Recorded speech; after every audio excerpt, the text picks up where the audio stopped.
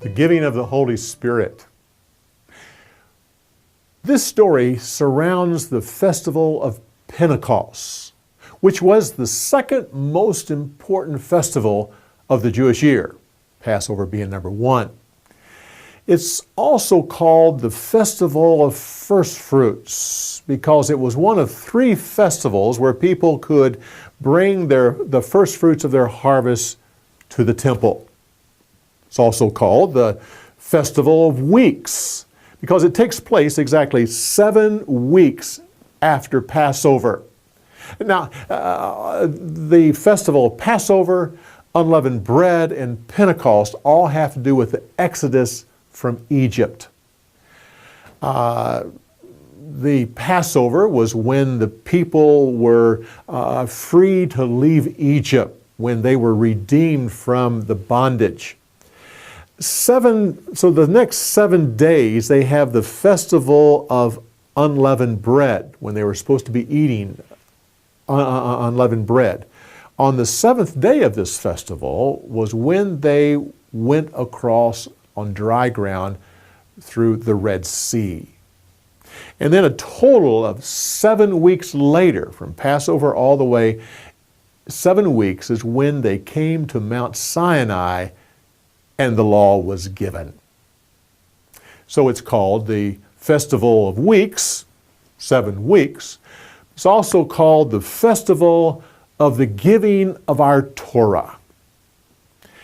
They make a point of the fact it's the giving of the Torah, not the receiving of it, because they say that Pentecost was just the first time that the law was given to them, that the law keeps giving to them every time they read it. It's just an ongoing thing. So it's the giving. Just like the Spirit of God on Pentecost, He was given to us, and He continues to give to us as we live in the Spirit. Several traditions. First of all, a tradition that the Jewish people were to read the law all night long and then have prayer in the morning. They also have a tradition to read the book of Ruth. I have read several arguments on why they started doing this, and a lot of strong opinions about it, but I have a feeling that no one really knows why the reading of the book of Ruth is done during this festival. There's another tradition, though, is that David, Ruth's grandchild, was born and died during the festival of Pentecost. So we have redemption with Passover. Unleavened bread passing through the Red Sea is commitment, no turning back. And then Pentecost. Pentecost is the building of a relationship. Not a relationship with God, but a relationship with one another.